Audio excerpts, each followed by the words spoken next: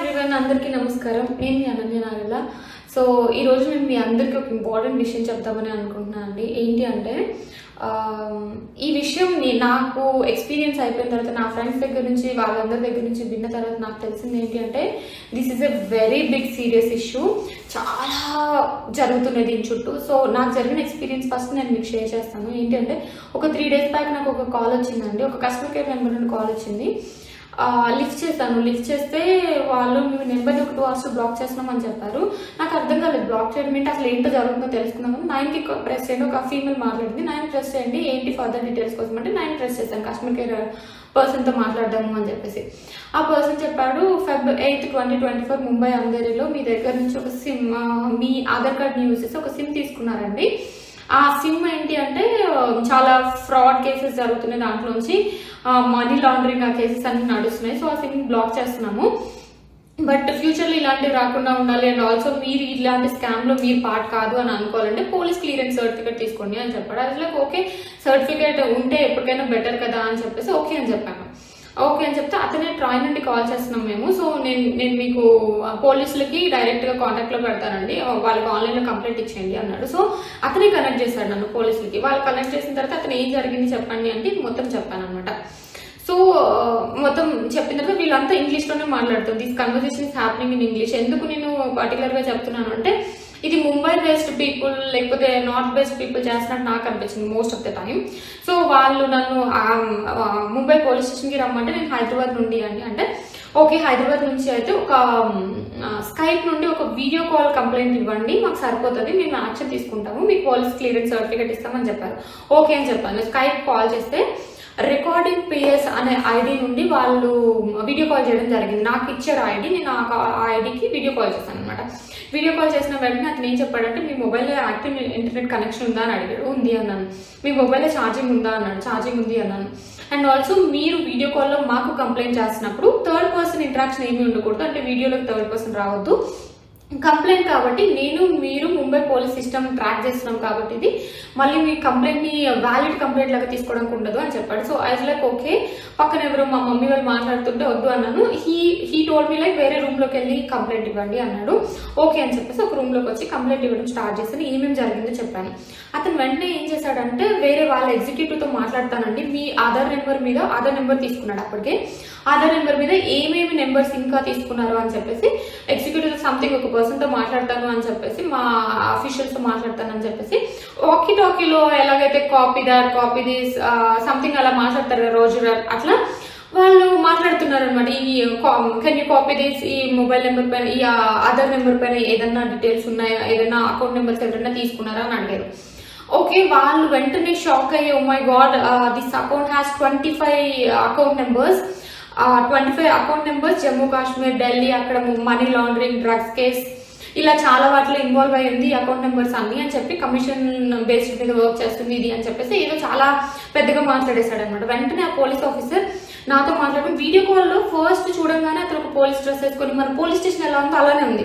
ఒక 10 minutes తర్వాత video call of చేశాడు అనమాట. ఓన్లీ ఆడియో వినిపిస్తుంది. ఎందుకు అంటే కనెక్షన్ ప్రాబ్లమ్ సంథింగ్ ఏదో చెప్పాడు. ఓకే అనుకున్నాను.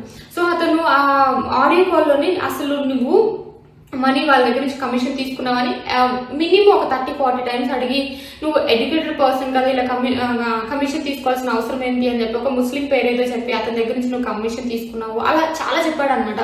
నాకు ఫస్ట్ భయం వేసింది, ఏడుకొచ్చింది, ఇదేంటి ఇలా మాట్లాడుతున్నారని చెప్పి 7 years మీకు జైలు శిక్ష పడుతుంది అండ్ కొంచెం ఏదో మనీ పే చేయాల్సి ఉంటుంది, ఇదంతా చాలా చాలా ఉంటుంది కేసు అండ్ మీ ఫ్యామిలీకి కూడా థ్రెట్ ఉంటుంది, మీ ఫ్యామిలీలో ఇప్పుడే ఎవరికి చెప్పకండి అని చెప్పేసి కొంచెం సేపు అయిపోయిన తర్వాత ఏం చేశాడంటే బేటా we are here to help you, నేను మిమ్మల్ని సేవ్ చేస్తాను, మీరు కమిషన్ తీసుకున్నారని మళ్ళీ అడిగారు. లేదు అన్నాను. ఓకే మీరు ఇంత గట్టిగా చెప్తున్నారు కాబట్టి పోలీస్ క్లియరెన్స్ సర్టిఫికేట్ ఒకటి ఉంటుంది, అది ఇచ్చేలాగా ఏర్పాటు చేస్తాం నెక్స్ట్ 2-3 hours లో, మీరు కాల్లోనే ఉండండి, వీడియో కాల్లోనే ఉండండి అని చెప్పేసి మా హైయర్ అఫీషియల్స్ కి చెప్తామని ఇంకొక పర్సన్ ఎవరో అతనికి కనెక్ట్ చేశాడు అనమాట కాల్. అతను కూడా వీడియో కాల్లో మాట్లాడాడు. అతను కూడా ఓన్లీ ఆడియో అనమాట, వీడియో ఏం లేదు, నేను వీడియోలో ఉన్నాను అంతే ఈ గ్యాప్ మొత్తంలో. సో ఈ గ్యాప్ మొత్తంలో ఉన్నప్పుడు ఏం చేశాడు అంటే ఈ మధ్యలో ఒక కొన్ని డాక్యుమెంట్స్ లాగా పంపించాడు అనమాట మనకి. ఎలా అంటే వాళ్ళ ఐఏఎస్ సిగ్నేచర్స్ ఉన్నాయి, సైన్స్ ఉన్నాయి, వాళ్ళ నేమ్స్ యూజ్ చేసి సంథింగ్ వాళ్ళ లోగోస్ యూజ్ చేసి అలా వాటర్ మార్క్స్ పెట్టేసి అలా మొత్తం అలాంటి కైండ్ ఆఫ్ కొన్ని డాక్యుమెంట్స్ పంపించాడు just to make me believe okay అతను పోలీస్ అని చెప్పుకోవడానికి, బిలీవ్ చేయడానికి. అట్లా చేసి కొంచెం టైం తర్వాత నీకు ఏమేమి అకౌంట్స్ ఉన్నాయి, ఇక్కడ నుంచి కమిషన్ ఎందుకు వస్తుంది అలా అని చెప్పేసి భయపెడితే, నేను ఒక 2 అకౌంట్స్ ఉన్నాయంటే ఆ 2 అకౌంట్స్ నుంచి ఒక అకౌంట్ నుంచి ఇంత అమౌంట్ ట్రాన్స్ఫర్ చేయాలి, మేము ఆర్బీఐకి చూసుకుంటాము, ఆర్బీఐలో ఇది కరెక్ట్ అమౌంటా లేదా అని చెప్పేసి మీకు ఎక్కడి నుంచి వస్తుంది అనేది మేము చేస్తామంటే నాకు కొంచెం డౌట్ వచ్చింది. డౌట్ వచ్చిన తర్వాత అతను ఒక థర్డ్ పార్టీ అకౌంట్ నెంబర్ పంపించి ఈ అకౌంట్ నెంబర్ ట్రాన్స్ఫర్ చేయండి అంటే ఆర్బీఐ కదా ట్రాన్స్ఫర్ చేయాల్సింది అని అడిగాను.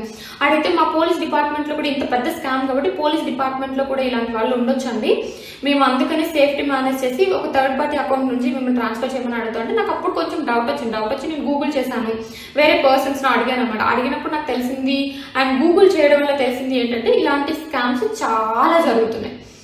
సో అది చూసి నేను షాక్ అయ్యి అతనితో గట్టిగా మాట్లాడదామని స్టార్ట్ చేసి అతను నాకంటే ఎక్కువ గట్టిగా మాట్లాడేసి నువ్వు కమిషన్ తీసుకున్నావు కాబట్టి ఇలా చేస్తున్నావు అంటే లేదు నేను పోలీస్ స్టేషన్కి వెళ్తున్నాను, ఇప్పుడు మీ మీద కంప్లైంట్ చేస్తున్నాను అనగానే వీడియో కాల్ కట్ చేశాడు అనమాట.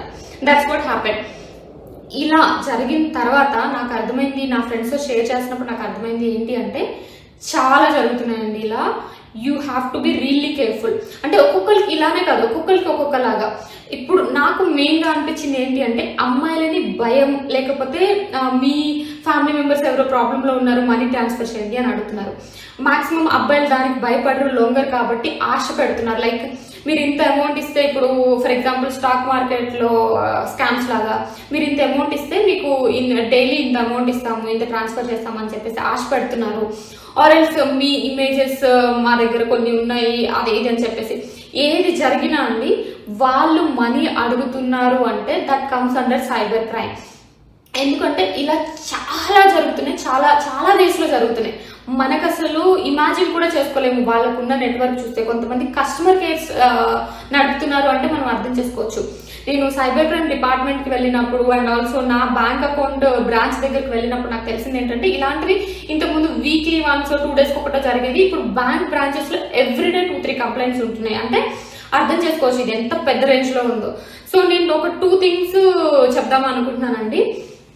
ఒకవేళ మనకి ఏ ఎమోషన్ అయినా, భయం కానీ ఆశ కానీ ఏ ఎమోషన్ అయినా యూజ్ చేసి వాళ్ళని భయపెట్టి మనం డబ్బులు అడుగుతున్నారు అంటే that is a scam. So అది గుర్తుపెట్టుకోండి ఫస్ట్ థింగ్. అండ్ ఆల్సో మీరు ఫర్ ఎగ్జాంపుల్ అలా డబ్బులు ఎవరికైనా ట్రాన్స్ఫర్ చేశారు భయంతోనో, అండర్ ఎనీ సర్కమ్స్టాన్సెస్ మీకు ఇవేమి తెలియకుండా డబ్బులు ట్రాన్స్ఫర్ చేశారు అంటే వెంటనే 1930కి కాల్ చేయండి. వాళ్ళు మన అకౌంట్ ని ఫ్రీజ్ చేస్తారు అండ్ ఆల్సో ఆ అకౌంట్ ని కూడా ఫ్రీజ్ చేస్తారు. ఇన్ కేస్ వాళ్ళు డబ్బులు అప్పటికే ట్రాన్స్ఫర్ చేయకపోతే అకౌంట్ ఫ్రీజ్ లో ఉంటుంది. అట్లీస్ట్ కొంచెమన్నా మన మనీ మనకు వచ్చే ఛాన్స్ ఉంటుంది.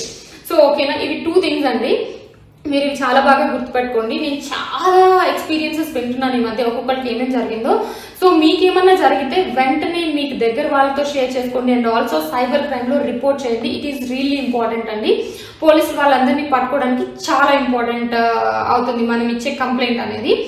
సో మీకు కానీ మీకు తెలిసిన వాళ్ళకి కానీ ఇలాంటి ఎక్స్పీరియన్సెస్ జరిగితే కామెంట్ సెక్షన్ లో చేయండి. సో వాళ్ళు బేసికలీ ఒక్కటే వేలో ఏం వెళ్ళట్లేదు, చాలా వేస్ ఉంటుంది, అందరికీ తెలుసుకోవడానికి ఛాన్స్ ఉంటుంది.